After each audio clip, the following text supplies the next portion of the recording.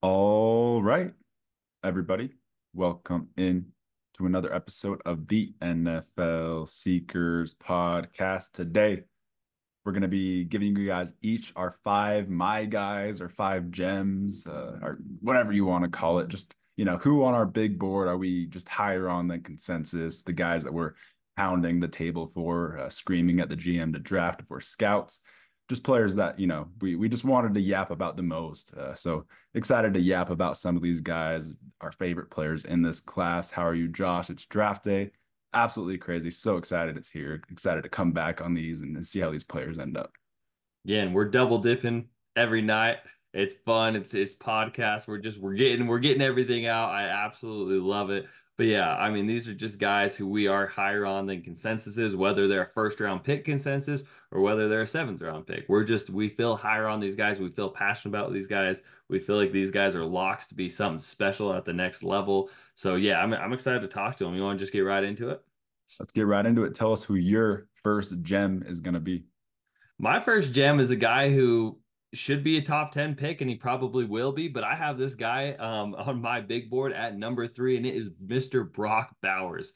A guy who seems to be falling down a little bit more than he should because he plays tight end. But I mean, this guy is not just a tight end, he is a wide receiver. He's an elite wide receiver. He is an H-back. He is an elite H-back. He's an elite tight end. You can line him up. He is just the queen chess piece on a board, and he is just so much better than anyone we've really ever seen come out of college football playing tight end. He's just an elite wide receiver. And this guy, really, in my opinion, should be a top five pick. And it kind of seems like general consensus has him falling anywhere between 10 to 15. So just one of my favorite prospects, one of my favorite players, a guy that I am certain on will be a star at the next level. And, he gets knocked down because he's playing a not, sorry, premium position. But let me tell you, he is playing a premium position because you can line him up at a premium position, and in 5 years, when you have to pay him, you don't have to pay him premium position numbers, and you're getting that guy to play wide receiver for you. Instead of paying him $30 million, what Amon-Ra St. Brown just got in 5 years, you get to pay him $15 million. So it makes so much sense to get this guy on your roster, on your team. I love the person. I love the player. Ever since his true freshman game against Alabama, we knew this guy was different. We knew he was special. And he's one of my guys. And, I'm pounding the table for him because I really think he should be a top five pick. I really love you pounding the table for him, as we both have this whole, draft process. We've each said that he has no business falling out of the top 10. He is wide receiver four in this class. He's an offensive weapon. He's just a value, force multiplier. He really is just going to be impact value for you. He's going to have a lot of impact day one. You can use him in any way. He's just a really perfect offensive weapon.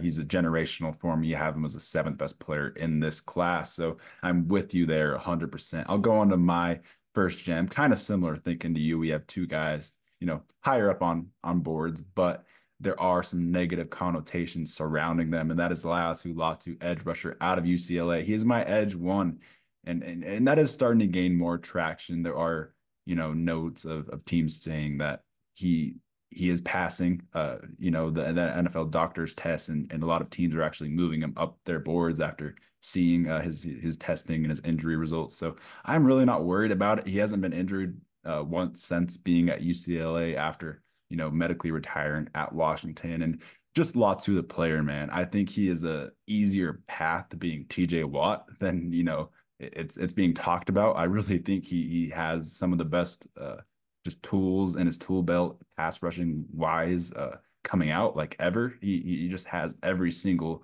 pass rush move perfected. Got one of the higher floors of any edge rusher that I've really evaluated. I am in love with him. I have a top 10 grade on him. I think he really is blue chip if you just think that he's, going to be healthy, if you don't have long-term issues on his injuries. I think he's going to definitely overpay his value. And if he falls in the first round, which is kind of why I have him here, I think he's going to be one of the steals that we look back on in this class where it's like, how is this top five edge rusher, productive edge rusher, the 25th overall pick, something like that. So that's how I feel about Latu. I absolutely love you calling that shot on that.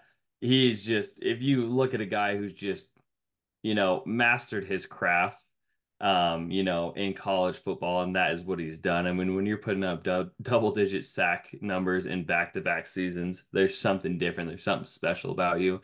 And yeah, Latu, the football player, I think teams have been too scared off. He's just gone through everything. He's been healthy. He hasn't been injured in a couple of years. I think he's just passing everything with flying colors. And like you said, this really should be, I mean, this could be a guy, if we're talking about there was no medical concerns, top five pick. He really could be another guy who could be a top five pick, but could fall into the teens and even into the 20s. So I absolutely love you calling that shot on Latu. Just a special athlete, just one of those blue chippers. Yeah, I like what you said. He's been the most productive pass rusher in the college football the last 2 years. He's just like got the pedigree, man. He's got everything you could possibly want on that resume outside of the one past injury issue. So I love Latu. I'm very confident he works out. If he, has to retire like Leighton Vander Esch eventually, then I will definitely eat crow on this one. But let's go on to your next gen. All right, my next gem is going to be Mr. Mohamed Kamara from Colorado State, an undersized guy, and that's what's going to pop up on a lot of teams is he just doesn't have that 6'5", 270-pound build for a defensive end. But I don't care because that's not really what I mean. I picture him as a stand-up defensive end, a guy who's your 3-4 outside linebacker type of guy. Your Shaquille Barrett is who I have him player comp to. And the traits are there, the sack production's there, the speed, the high end athleticism is there. And this is just a guy who's going to be, a third, fourth, maybe even I think that's kind of a sweet spot, his third, fourth round range. I mean, he could fall into the fifth, but just a guy who you're going to get an absolute gem and an absolute steal for at that value. And somebody who could be that, that Shaq Barrett type of edge rusher, that 3-4 stand up, outside linebacker edge rusher, but a guy just who can get after the quarterback and just has a super high end motor. It's got really quick, twitchy feet and hands. But yeah, one of my favorite, day two, day three type players. Love you calling your shot on Kamara. I know you've been higher on him than most, so I expected him to be on this list. And yeah, I love you comping him to Shaq Barrett. They're built the exact same. They win the exact same. Really good athletes. You can see Kamara having like a role in the NFL for 10 years, like Shaq Barrett did, also coming out of Colorado State. So yeah, really fun comp. I do think he will exceed, the height and the size problems and the question marks. I really just think the player, the work rate, the athleticism, it's going to prevail, and he's going to be really solid. 100%. Just I can't wait to hope he ends up on my team, but I can't wait to see where he ends up coming into the draft. And that's why day two and day three are just so fun because just you never know who's gonna fall and you never know which gems your team may get and who you might be doing backflips for, on Saturday afternoon. It's a good time.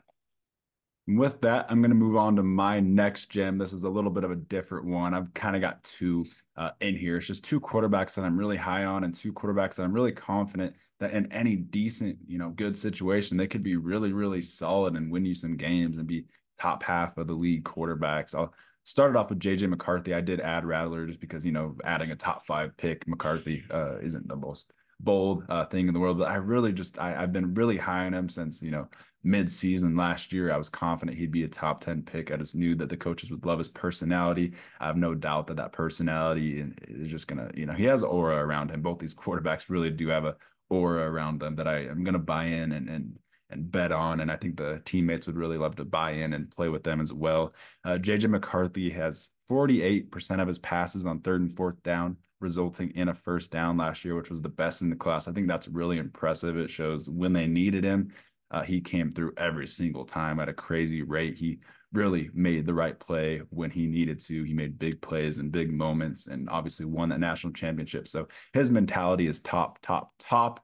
And then Spencer Rattler, someone else that I think he's a very matured man. He's gone through, a lot of adversity. He's prevailed, and I think his approach to the game, his personality is also top. So I like both these guys, man. I just have a feeling I'm going to call my shot. I think both are going to be good starting quarterbacks, man. I think I just have a feeling that Spencer Rattler ends up with the Broncos, and I could just see it working. I just feel like he could be instantly the best quarterback in that room, and it feels right. But JJ McCarthy, he goes to the Vikings, he goes to the Broncos. That's a pretty good situation for him as well. So I like these quarterbacks, man. I'm just gonna say in the right situation, I'm confident they're both gonna work out.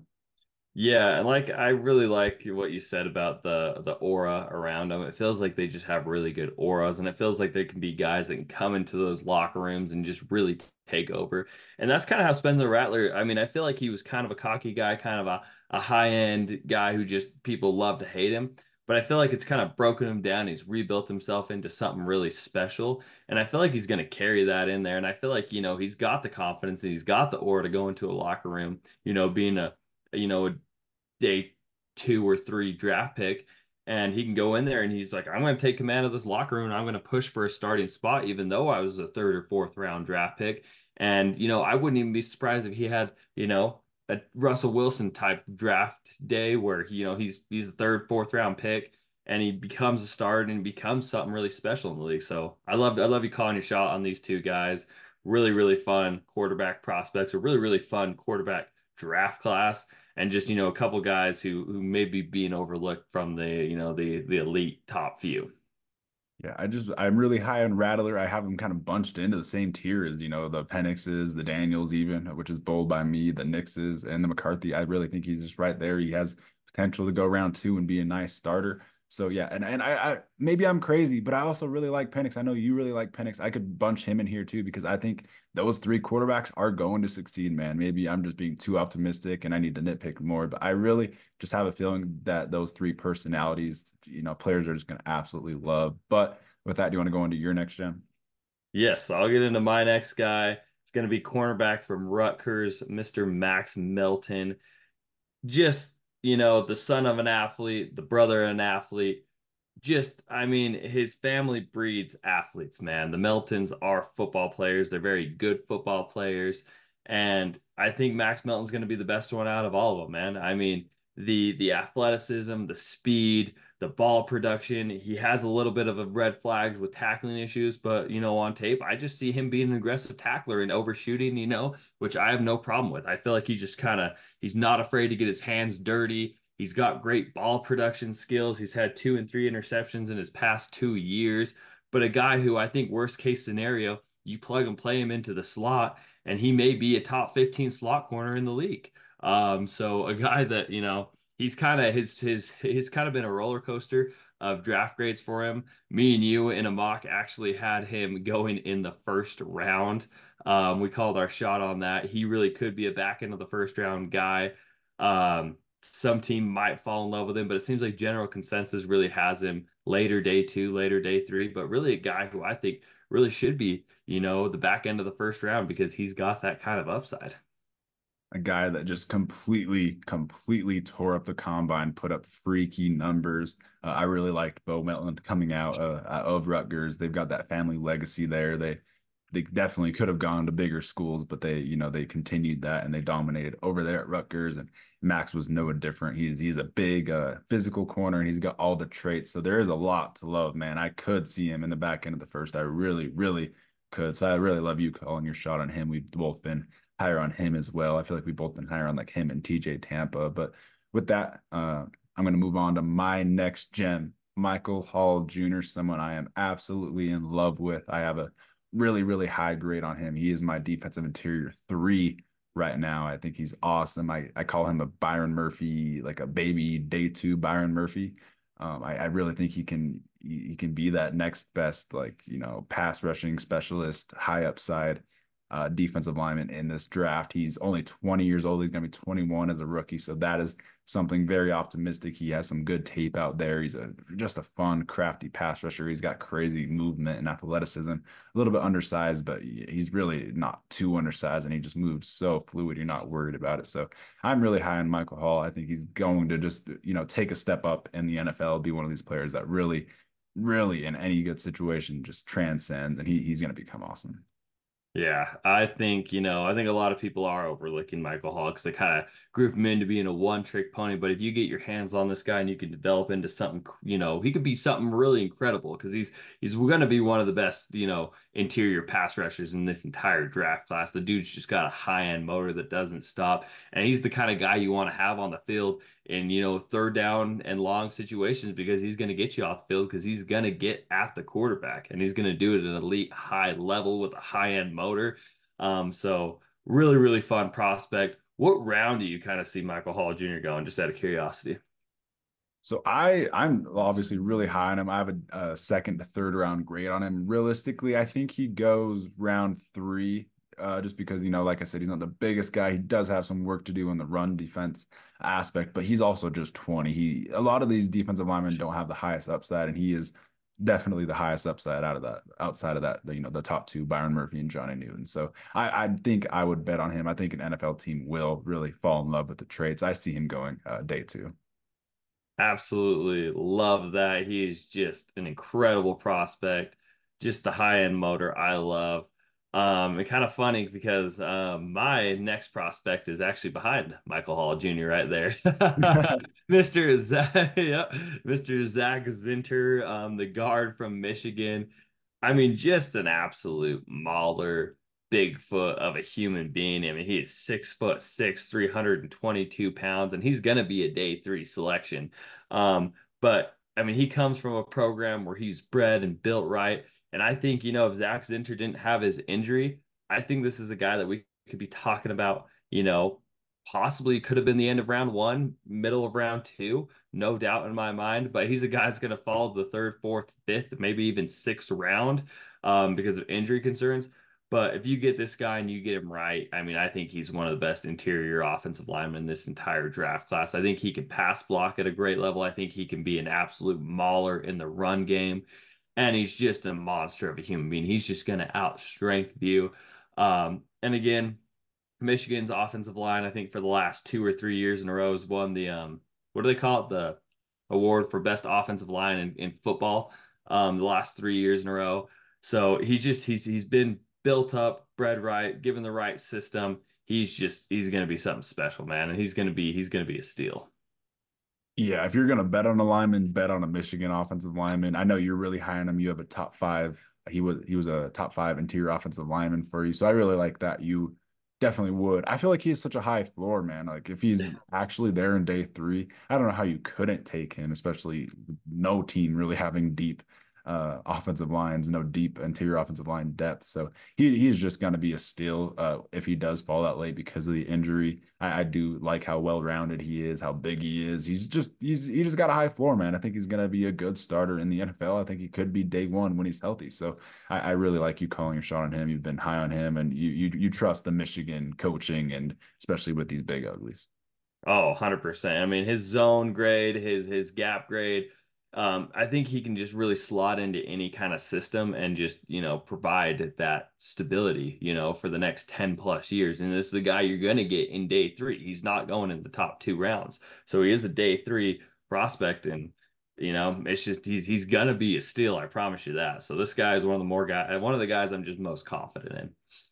And I want to stick with the interior offensive line with my next guy. It's someone we've talked about a lot this whole process, so I just wanted to give him a quick shout out. But someone that I actually did play with, we both went to school with him and in high school, and he was just an absolute monster. He started both ways as a freshman, was our best lineman on offense and defense. He's a absolute beast. He wrestled in high school. He has that wrestling background, and you can tell by how strong his base is. And he finishes people into the ground. He has that nasty mentality. It's something I really love. He's got one of the more fun tapes to watch in this class. He's just so fun to watch on film. He'll be running downfield, pointing his running backs in directions. He'll be, shucking blocks downfield. He's really fun. He puts his body on the line. I think he's honestly got like possibly the lowest floor in this draft. I think he could easily be like a Frank Ragnow or Jason Kelsey. He is too much of a football IQ, too good of effort. He's just a football player, man, and he finishes you into the ground. Like I said, even in pass pro, he's a stick. He's a fire hydrant build, but he's just gonna stonewall you. He's so strong. He's one of the stronger linemen in this class. And like we were talking about in our mock draft episode, check that out, our final mock draft. But people are saying that Jackson Powers Johnson could fall. There are maybe some injury questions, maybe just some questions with I don't even know. Maybe it's prospect fatigue because I do feel like he's still pretty easily the best center in this class, as awesome as Graham Barton is. So I just wanted to mention him because him falling doesn't make any sense to me at all. He's got one of the higher floors. I think he's going to be like a all decade center. I really do, man. I love him. I maybe I'm biased, but I love him. I couldn't agree more. A familiar face right there. A guy that, worst case scenario, he can go play defensive line for you too. He's positionless. In the interior of the defensive line or the offensive line. But yeah, just a kid with a high end motor who wants to pancake you, who wants to embarrass you, and that's the kind of mentality you want out of your lineman, is a guy who just wants to finish you in the ground and who's not going to stop until he does. And so, yeah, absolutely love Jackson Powers Johnson. He's going to be a special player come the next level, and he's going to embarrass a lot of people come the next level. All right, let's get on to your last gem. My last gem is going to be another familiar face for me and you. Got to watch a lot of college football with Cole Bishop from Utah. Just a player who I can't understand why he's just not consensus number one, really at safety, man. I mean, he just, and the more I even cut the tape on Cole Bishop, he's just one of the better prospects, man. Kid from Alabama, just football through and through his blood. He's 6'2", 200 pounds. I think he's gonna suit in as a box safety, a hybrid linebacker. Can also even go play the deep part of the field. Good. He's got good ball skills. He just finds himself around the ball. He's got that nose for the football. Just a really clean tackler. There's just not much flaws I can find in his game compared to other players. The size is there. He absolutely went out and tested his ass off. He's one of the most athletic safeties in this entire draft class at that size, which is just impressive in itself, and one of the cleaner tacklers. But just not much flaws with this kid's game, man. And he's gonna be a starter for a long time in the NFL. Yeah, with the Utah jerseys, he kind of gives off that Eric Weddle vibe, the way he plays. He plays nasty around the line of scrimmage. And Utah didn't ask him to cover. I think that's why he is maybe being not talked about as much and lower on like PFF's board. He had a bad coverage grade because he wasn't asked to cover. But that's something that I think he's just being missed on because he has the movement. He has the fluidity. He has the athleticism, obviously, to cover pretty well. And I know NFL teams asked him to, do a lot of coverage drills at the combine because I think they kind of know that and they want to see him in those coverage roles. So I think he can really just be an absolute steal at safety. Someone's gonna fall in love with him. I think he goes round two. I really do. I think he's going to be someone that really surprises people, and he's better in the NFL than he was in college. Is he? We didn't do our safety rankings, so is he finishing as your safety one? That's pretty cool. He is. Cole Bishop is my safety one on the board. And Cole Bishop had a 9.82 RAS score. So people are just missing on him, man. They're not understanding the athletic traits there. I mean, the speed is just unreal for the size. It's all there for the guy, man. There's just nothing missing to his game. It's just cut the tape on him. And you put him in like a Sean McVay if he goes to the Rams, I think he's an all pro. I love it. I love you calling your shot on your guy, your top safety that definitely isn't being talked about as much as he should. I absolutely love him as well. I'll go on to my last gem. It's going to be Dallin Holker out of Colorado State. He's my tight end three. I have him right next to Jatavion Sanders, really close. I guess I might as well shout out Ben Sinnott as well because I have all three of them lumped into the same tier. And I think Ben Sinnott and Dallin Holker are both just being slept on, and both are going to be the tight ends that have really good impact day one. Maybe they're the two that surprise everyone as rookies. I think Dallin Holker just has that. It sounds crazy because he's kind of being talked about as like a maybe even a day three tight end, but I think he has that it factor, the way he moves, the way he runs. He's got that tight end feel. He's got that football feel. It's one of those kind of gut feelings when you watch him. You get a football feel. I had the same feeling when I watched Sam Laporta last year, who I was really high on coming out higher than most. When I watched Dallin Holker and even low-key Ben Sinnott, I really like both of these tight ends in a tight end class that isn't very strong. People are souring on Jatavion Sanders as of late. So I wanted to shout out Dallin Holker as someone who might just definitely go earlier than people think. PFF has him incredibly low on their board because he never really had like a crazy graded season or anything. Trevor Sikkema doesn't even know how to say his name correctly. He calls him Dallin Holker. So I think that people are just missing on Dallin like you feel with Cole Bishop. So I'm gonna kind of shout out another kind of local guy over here, over from Utah, and we're very, very familiar with Dallin Holker, transferred from BYU. He was a freak athlete in high school. We played against him in high school, so yeah, really, really fun player. I just have a feeling that he translates to the NFL, man. Maybe I'm just biased on this one as well, but I could see it translating. I 100% agree. There's just certain people that you watch and you can just tell they've got that feel for the game. And he's just got an incredible feel for the game. He feels like he can just immediately be that safety blanket. He seems like he can be a 40, 50 catch guy, no problem in the NFL, and just a really, really good safety net, tight end wide receiver for you, you know. But no, I agree. And I love you calling out Sycamore there. Dalen Holker. They've only said it like 400 times. It just drives me nuts. I don't know where they get Dalen from, but it is Dallin Holker. We are very familiar with him. He was a Utah kid. He played at Lehigh High School. He was in our actually same, he graduated the same year as us, but just an incredible athlete, man. And just kind of a college journeyman so far. And it's gonna be fun because I think come the next level, he will be one of the better tight ends to come out of this class.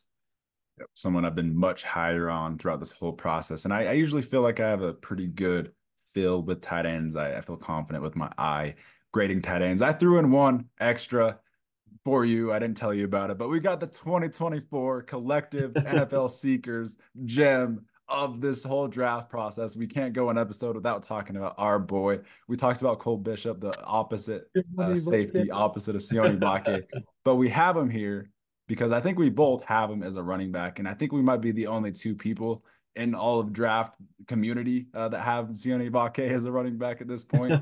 Stores says it right there. He's the GOAT. I really do think he is the best receiving running back in this class, and I'm going to stand on that. That's why I wanted to have this little segment just, before the draft starts. I really have a feeling that he's the best receiving running back in this class. Sounds absolutely crazy to say, so I did want to just, show a few highlights of him, in the receiving game because he's just kind of special. It sounds crazy, but he has the best feet movement of any of these running backs in this class. I really do think he has the most natural just movement of any of the running backs, especially receiving wise. And that's something that's valued in the NFL. I think the NFL is going to value uh, the receiving aspect that he brings. He has a lot of explosiveness. Just you see him just run crisp routes. No one's really going to catch him. He has crazy acceleration. I think there's something there. And if someone smart drafts him, we kind of thought maybe the Giants would take a shot on him, just some smart offensive mind. I'm just going to, pray that someone sees what I'm seeing in this guy. Maybe someone saw some of these plays and they are intrigued by Vaki because I am just so intrigued by him. He's the most interesting player in this draft to me. I just absolutely love Vaki. I have a gut feeling, so I'm going to call my shot. I know you like him as well. You saw his coming out game when he, played running back for the first time this year, and he looked electric. He looked just like a natural. And maybe he might be the best, and he's a safety. Just electric football player, man. Electric football player. Dan gave me the tickets to the Utah game and his coming out game versus Cal. And I just, I knew who he was, but all of a sudden he was playing running back, and I was just like, wait, who is this guy? Who just scored an 80-yard touchdown just screeching down the sideline? Just a special football player, man. And just the only words I have for him is electric, an Iron Man type of football player. Are we going to see another Deion Sanders type football player that plays both ways? Well, Sione Vake could be that guy. An incredible safety and an incredible running back, and you can even line him up at slot wide receiver. The dude's got incredible feet, incredible route running. But yeah, what a fun prospect. It's fun to end it on our guy. I think, yeah, genuinely we are higher on this guy. We love him more than anyone else in this class. So, it'd be fun to see, like you said, a Shanahan and McVay, somebody forward thinking to get the hands on this guy and just make him into something special. Yep, our 2024 Seekers Gem of the Year. We both just absolutely love this guy. We can't go a My Guy episode without talking about him. We're just confident that he works out. You could work out as a sub linebacker, a slot corner, anything, man. He's just a football player. He's a baller. He's different. before we get out of here, I want a interesting exit hot take for you. I want a not my guy exit hot take. Who do you not like the most in this draft compared to consensus? I'll give mine while you think. It's got to be Jaden Daniels and Jared Verse. I'm kind of astronomically low on them compared to the consensus. I would have them, as mid to late first round grades, which isn't bad, but I am lower on them than consensus. Oh, I definitely agree. Yes, Jaden Daniels is definitely not my guy, but I gotta come up with a good one. Gosh, okay, okay, all right. Xavier Worthy, not my guy. He's gonna be a not my guy. He is very flashy. I mean, he's just a one-trick pony to me. I've been very intrigued by fast wide receivers in the last few draft classes. I've done a lot of research on them. And the guys that are just those one-trick ponies just really don't turn out. Their speed and everything just excites you. But I mean, I feel like he really only does one thing well, and that's just run really, really fast. And I don't even feel like he has that great of hands. And I feel like he's going to be drafted in the first round, like John Ross was, just because of that incredible speed. But I mean, you can't teach speed, but if you only have that, you're just not that special player. So the healthy balance is to find a guy like Jalen Waddle or Tyreek Hill, who are incredible route runners, who have incredibly strong hands at the point of attack.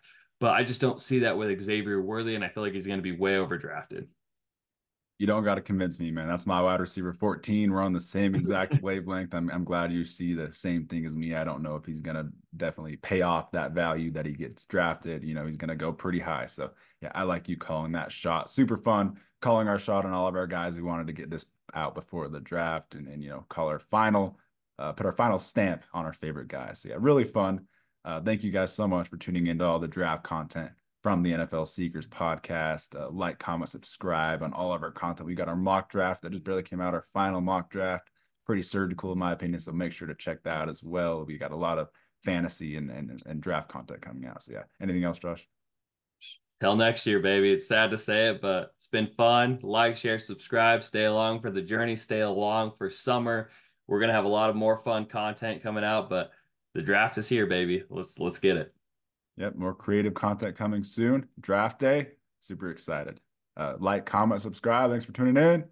Peace.